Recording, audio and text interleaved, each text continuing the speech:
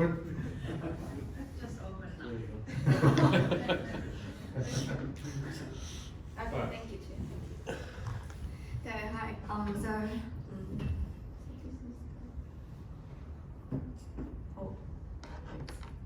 okay, right. Hi everyone. I'm Xiaotong, a PhD student from AgWeb. It's my great pleasure to be here to share with you one of my PhD study topic on how can we improve urban wastewater management by using on-site ion carbonate chemical.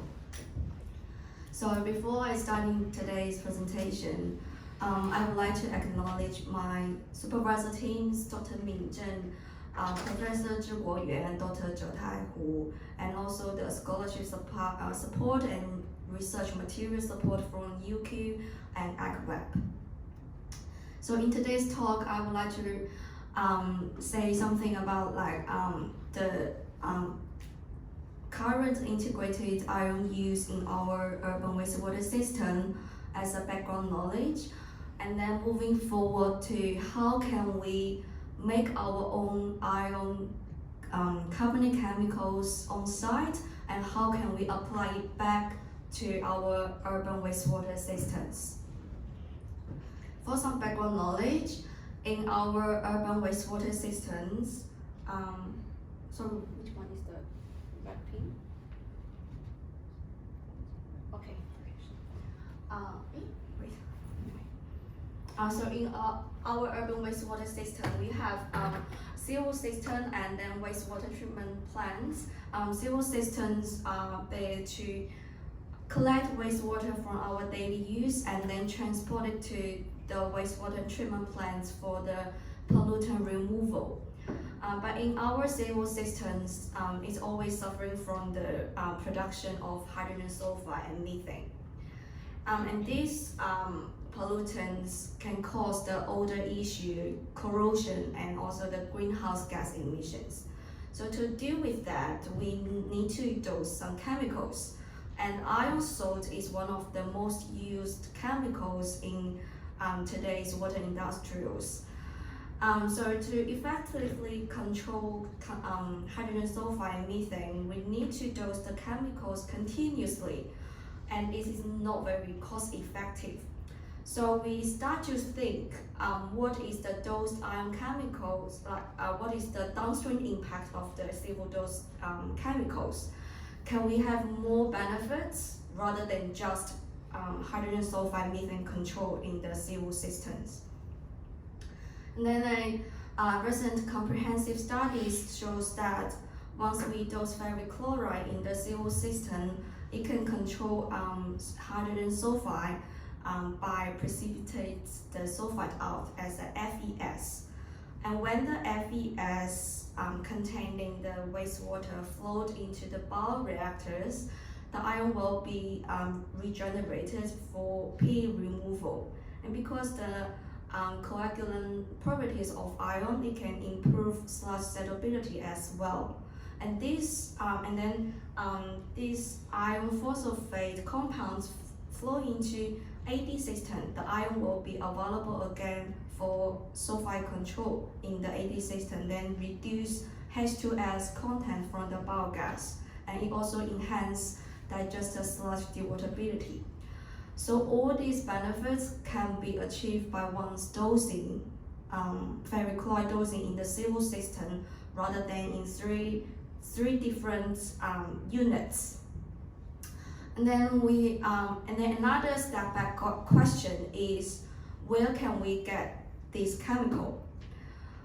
So in Australia, ferric chloride or ferrous chloride are the byproduct of steel picnic process, and it is a process relies on iron oxide and acids. So these chemicals are in a liquid solution, and they are very corrosive and hazardous to store and use. And because Australia is very large, transporting the liquid chemicals from the suppliers and to the local wastewater treatment plants is very expensive, particularly for the liquid solution, is not efficient. So instead of purchasing the chemicals from the suppliers, can we just make our own ion chemicals by ourselves? So a UK research team proposed a novel concept that by using a electrochemical cell, like when we apply some energy to the ion plates, the Fe from the anode side will be oxidized to Fe2 plus at the anode side. And then at the cathode side, the water will be hydrolyzed into hydrogen and the hydroxide. And because the percent of the hydroxide at the cathode side, the electrolyte solution will be alkaline. And then if we inject raw biogas into this cell, what we can get is the upgraded biogas with methane from the raw biogas, the hydrogen from the cathode side, and very less amount of carbon dioxide. This is because the carbon dioxide from the raw biogas and other impurities like hydrogen sulfide and ammonia will be dissolved in the alkaline solution. And the dissolved hydrogen dioxide will react with the Fe2 plus and form ferrous carbonate slurry. And these particles, like this chemical, is the main focus of today's presentation. So if we integrate this electrochemical cell in our wastewater treatment plants, how much ferrous carbonate we can produce actually? So I did a simple mass balance calculation. For a typical COD concentration in our wastewater influent, we roughly have 500 milligrams COD per liter. And then if we dose all these produced ferrous carbonate into our systems, 10 milligram iron per liter of wastewater can be achieved. So another question is, what is the impact of dosing these chemicals in our systems? So to answer this question, we operate two parallel laboratory scale, reactor scale systems. They include civil reactors, sequencing batch reactors, and AD system. And then one we serve as control, no ion dosing, and the other one does have ion dosing. So here I want to show you some key findings we have.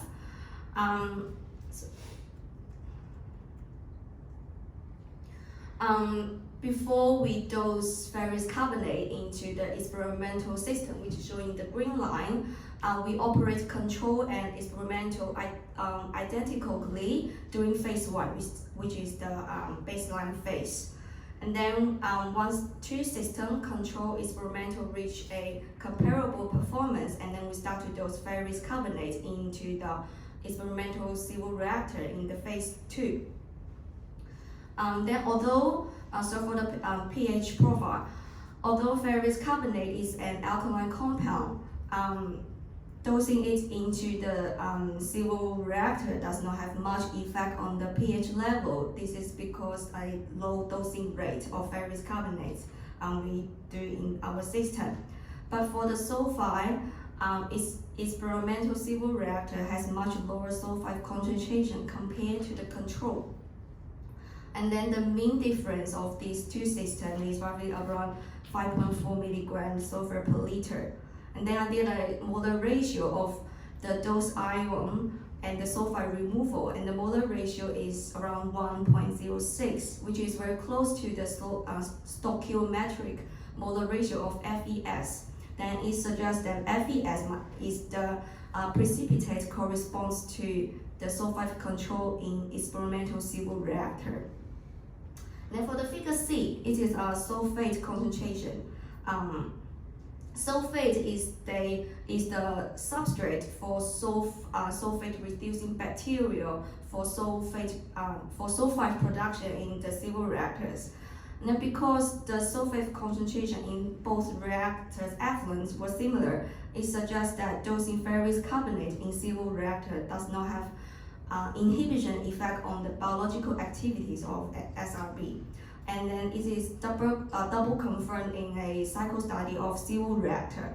So the figure on the left hand side figures sulfates, in control and experiment reactors, they have the similar sulfate consumption rate in both reactors. But for the sulfide, the product of the SRB is different. This is because the produced sulfide in experimental civil reactors is precipitated out by the ion dosing. And then in terms of the SBR's performance, both systems, control and experimental systems, have a similar pH and MLVSS concentration. But for the P, experimental SBR effluent has lower P concentration compared to the control. And this is because the FES in the experimental SBR influence will be oxidized during the aeration phase, and the Fe will be available for the P removal. And then the molar ratio of those ion and P removal is 1.52, which is very close to the VVNI. And then it suggests that VVNI precipitation is the reason why we have P removal in the SBR experimental SBR system. And then moving for the AD system, because the sludge has the VVNI, and when we feed this sludge into the AD system, the ion will be available for the sulfide control. This is because the solubility of FES is much lower than the VVNI. So the ion in the ion phosphate compound is more tends to react with the sulfide for the sulfide control. And that's why we get a lower dissolved sulfide concentration in the experimental AD systems. And then for another parameters of AD performance, like pH and biogas production rate, both systems have pretty similar performance, and so it suggests that civil dose various carbonates on the upstream past civil reactors does not have any negative impact on AD performance. So collectively speaking, once we dose various carbonates into civil reactor, it will react with sulfide for sulfide control. And then because the majority, it's because only 0.1 milligram ion per liter will be discharged through the SBR effluents. So majority of the ion will be retained in the sludge, and then this sludge will be thickened and fit into AD, and we will get ion accumulation in the AD system. So that's why that's why experimental system has much higher ion concentration compared to the control, which is roughly in the 750 gram milli-ion per liter. So because we have that much of ion in the sludge, it actually helps us to improve the sludge settleability by 38.4 milliliter per gram, and also increase the solid content of the water digested sludge by 15.9%. So all the findings suggest the feasibility of various carbonates as a substitute to replace the conventional ion salt ferric chloride or ferrous chloride that has been currently used in our urban wastewater system. This is because dosing ferrous carbonate in civil system can reduce sulfide by 5.4 milligrams sulfur per liter, and also reduce P in the wastewater treatment plant's effluents, and reduce sulfide in the AD. And at the same time, it improves sludge stability and the durability as well. Yes, and this is all I want to say today. And any questions? Thank you. I think that was like a PhD defense in 15 minutes. Well done.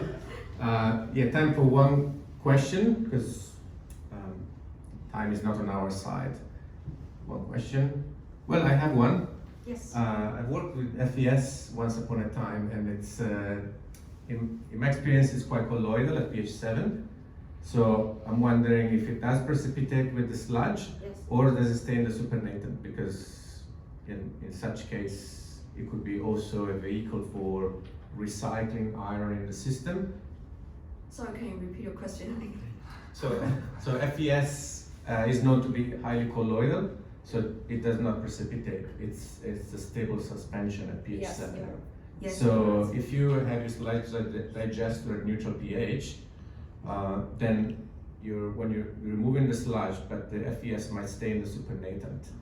So have you seen this happening? Because in such case, if the supernatant is recycled back to the head of the plant, then you'd be recycling the iron, which would lead to an accumulation of iron in the system. You mean in the, wait, no, right. You mean in the SBR system? In the whole, or- if you put the whole flow sheet,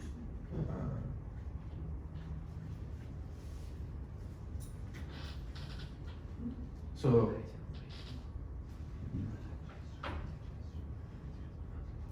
yeah, This one? yeah.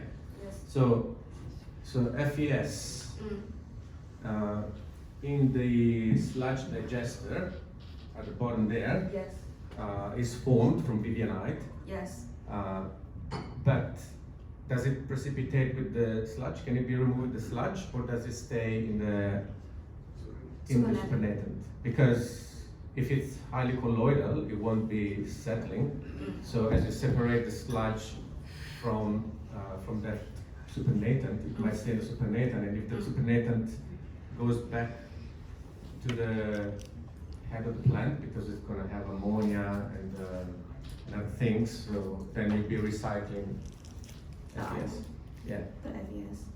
Okay. I'm not quite sure if I can answer answer the question, but for my opinion, so the majority of the ion in the AD will bind with P, and only less ion will be bind with S. This is because we only have like around 20 milligram of S in the AD, and then but in the AD system we have 20 or 30 times more of concentration than the S we have. So only small amount of ion will react with S. And then your question is because FES is not a precipitant and then it might colloid in the supernatant, right? But in my based on my results, only small amount, not much of the ion will be in the supernatant. Okay. Yeah. Thank you. So let's take the I'm going to Bezat for the last one.